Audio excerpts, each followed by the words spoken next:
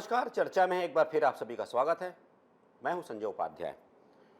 कुछ दो तीन विषय हैं जिनकी बातें हो रही हैं, जिन पर कि काफ़ी मंथन हो रहा है और हम देख रहे थे कि कुछ विषय जो है, एक तो विमान हादसा ही है जिस पर लगातार अपडेट्स आ रहे हैं और भी बातें आ रही हैं।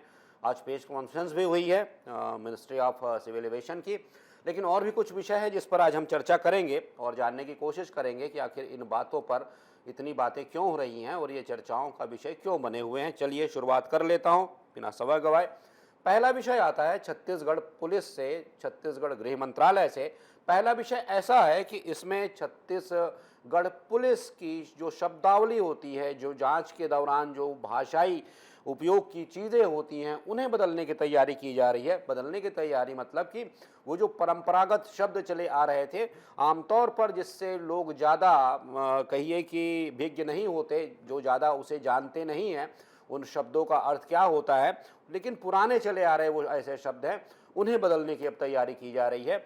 लेकिन उन्हें जब बदलने की तैयारी की जा रही है तो फिर इसका क्या कुछ रूप होगा, स्वरूप होगा। और जैसा कि हम देख रहे थे, उप मुख्यमंत्री विजय शर्मा हैं और विजय शर्मा गृह मंत्री भी हैं, उन्होंने ये निर्देश दिए थे और उनके निर्देश पर छत्तीसगढ़ के DGP director general of police Arundev Gautam ने पत्र जारी किया है, निर्देश जारी किया है सभी एसपीज को, सारे जितने पुलिस अधीक्षक हैं सभी को पत्र जारी किया है। और ये कहा गया है कि ये जो शब्द कुछ जो कहिए कि चुने गए हैं उसको रिप्लेस करने के लिए वैकल्पिक रूप से जो शब्दों का चुनाव हुआ है, जो इन्हें कहिए कि एक तरीके से उनका स्थान लेंगे, ये उनसे प्रतिस्थापित करेंगे, ये प्रतिस्थापित होंगे। तो अब इसके बाद क्या कुछ होगा या फिर ये जो टर्मिनोलॉजी हैं वो कितनी उपयोगी होंगी, ये कुछ बातें हैं जो कि आने वाले दिनों का विषय हो सकती हैं। लेकिन अभी जो बातें हो रही हैं कि ऐसा क्यों हो रहा है, तो इसमें जो कहा गया है ये बात यही है कि इसमें जो एक लाइन मैं आपको पढ़कर सुनाता हूं, जो कि समझ लीजिए इसका सार है कि छत्तीसगढ़ पुलिस अब केवल कानून का पालन करने वाली संस्था न होकर जन संवाद का माध्यम भी बनेगी। भाषा के इस सरलीकरण से शिकायतकर्ता को अपनी बात स्पष्ट रूप से कहने, सुनने और समझने की सुविधा होगी। एफआईआर जैसी प्रक्रिया जो अब तक केवल अधिवक्ताओं या पुलिस कर्मियों की समझ में आती थी, वह आम नागरिकों के लिए बोधगम्य होंगी। मतलब ऐसे शब्दों का वहां पर अब उपयोग होगा जिससे कि आम लोग उन शब्दों के उपयोग से या उसके उच्चारण से समझ लें कि भाई किया क्या जा रहा है। जैसे एक सूची बनी हुई है जिसमें 109 108 ऐसे शब्द हैं जो चुने गए हैं, जिन्हें कि जिनका वैकल्पिक शब्द या फिर उनका एक कहिए समानार्थी सरल भाषा में चुना जाना है। तो ऐसे 108 शब्दों की एक सूची भी जारी की गई है, हम देख रहे हैं। और ये जो 108 शब्द हैं, कुछ जैसे बताता हूं कि क्या क्या किस किस रूप में बदला जाना है। जैसे कि कुछ बाल है कि माल मशरूका, ये क्या होता है, लूटी चोरी गई संपत्ति सरल भाषा में, लेकिन माल मशरूका कहिए तो लगता है कि पता नहीं क्या होता है। या फिर जो यहाँ प्रैक्टिस कर रहे हैं, जैसा कि कहा जा रहा है अधिवक्ता हैं या फिर जो पुलिसकर्मी हैं वर्षों से काम कर रहे हैं, उन्हें ये पता होता है भाई इसका मतलब क्या होता है। लेकिन जो लोग होते हैं उन्हें पता नहीं चलता जब वो यहाँ पर जाते हैं। ऐसे ही कुछ शब्द मैं आपको और बताता हूँ। जरायम, जरायम उसको रिप्लेस किया जाएगा अपराध से। और भी कुछ शब्द हैं, इत्तिलानामा सूचना पत्र, और मुतज्जर चोट, और चस्पा चिपकाना, ये तो खैर एक शब्द है, साकिन पता, फौती मृत्यु सूचना, इस्तगासा छावा, और भी कुछ शब्द हैं। कुल मिलाकर मैं बता रहा हूं 100 आमीन राजस्व कनिष्ठ अधिकारी, ये ऐसे शब्द हैं। 108 ऐसे शब्द चुने गए हैं जिन्हें बदला जाना है। कुछ शब्द मैंने आपको बताए। और इसमें आदम चौक, पुलिस असंज्ञेय हस्तक्षेप, अयोग्य अपराध की सूची, ये जो है आदम रवाना, रवानगी, आगमन, प्रस्थान, इरादतन, साधन, तहरीर, लिखित या लेखी विवरण, इस तरीके से इन शब्दों को बदला जाना है।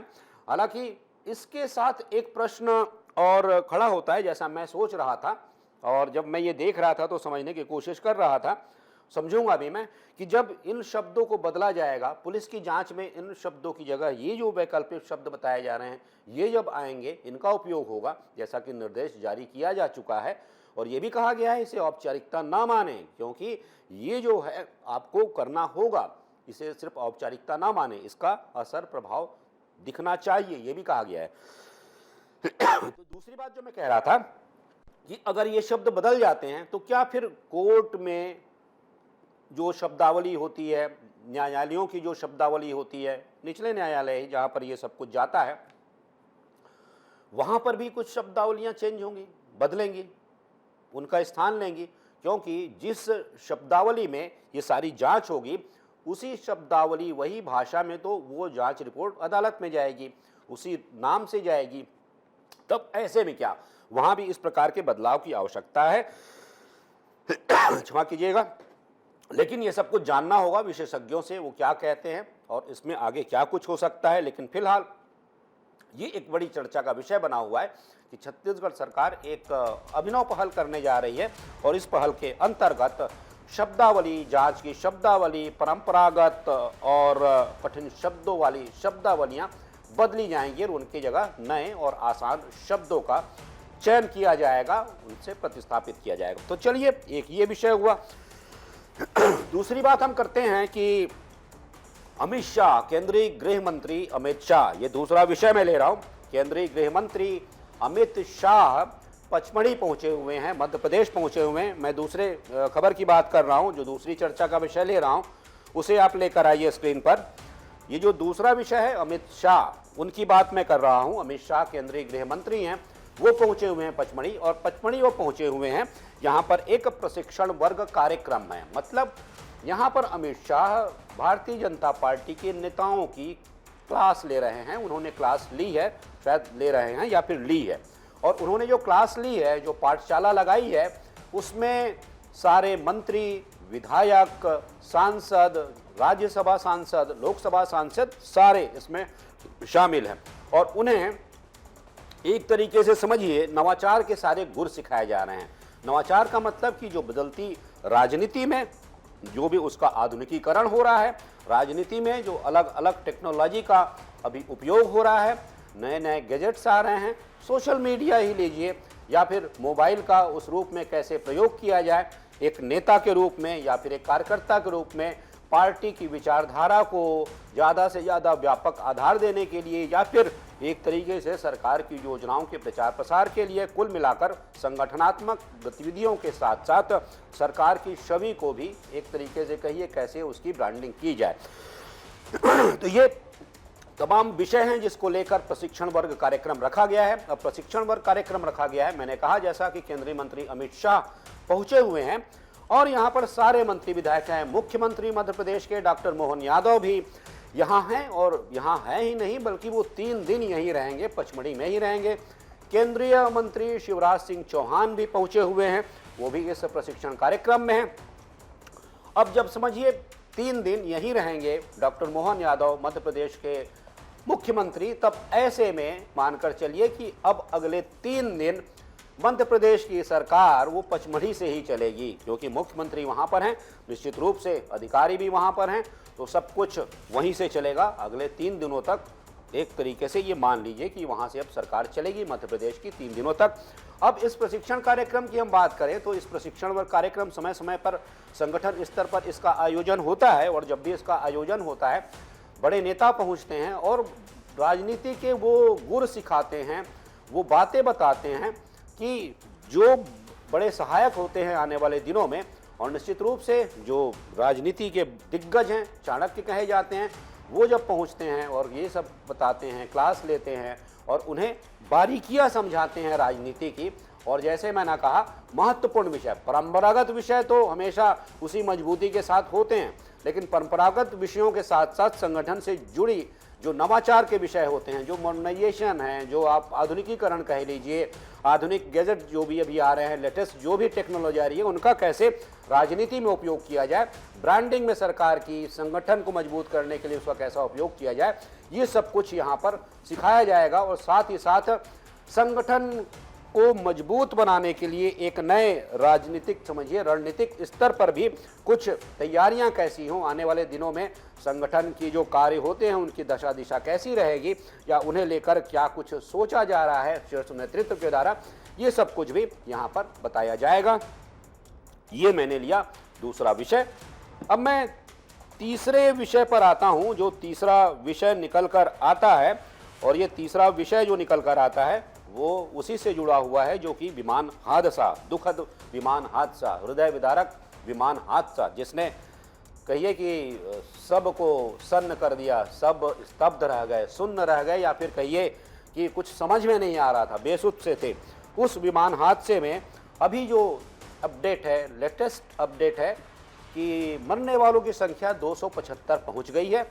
जैसा कि हमने कल भी ये बताया था, हमने जिस दिन ये हादसा हुआ था उस दिन लगातार हम इस खबर पर बने हुए थे, और हमने बहुत से ऐसे विषयों पर चर्चा भी की थी कि कैसे जो प्लेन है वो टेक ऑफ करता है अहमदाबाद से, और जैसे ही टेक ऑफ करता है उसके बाद वो नीचे की ओर आने लगता है, मतलब उसे जो ऊंचाई प्राप्त करनी चाहिए, जो एलिवेशन होता है वो कम होने लगता है और नीचे की ओर आता है, एक बिल्डिंग से टकराता है जहाँ डॉक्टर्स रहते थे, बताया जा रहा है, बल्कि कुछ डॉक्टर्स का निधन भी हुआ है, वहाँ टकराता है और बिल्कुल विस्फोट होता है।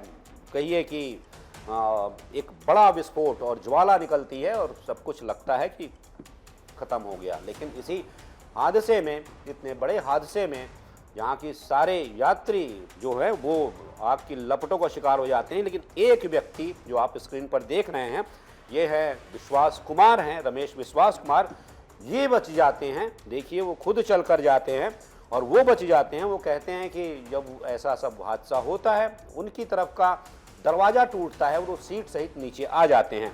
तो ये था।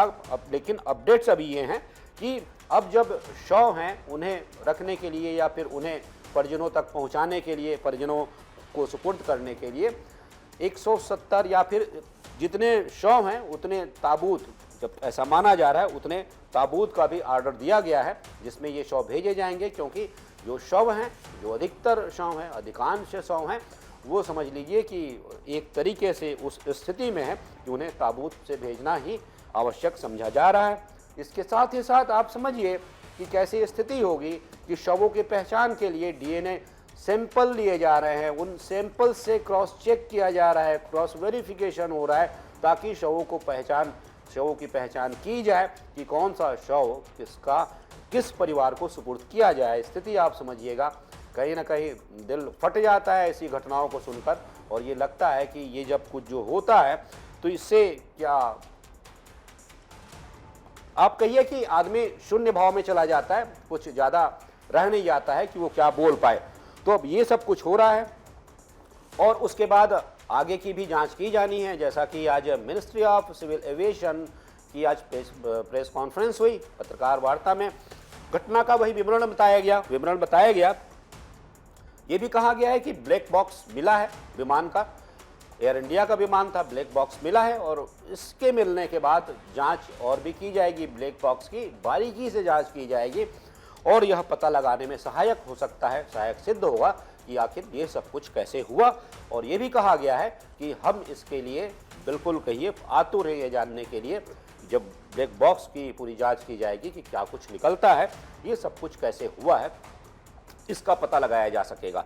तो ये समझिए ये 3 विषय हैं जिसकी मैं चर्चा कर रहा था, जिनकी मैं बात कर रहा था। पहला मैंने कहा छत्तीसगढ़ पुलिस की शब्दावली, दूसरी बात मैंने कही अमित शाह जो पहुंचे हुए हैं पचमढ़ी, और तीसरी बात मैंने जो कही विमान हादसा क्रम था।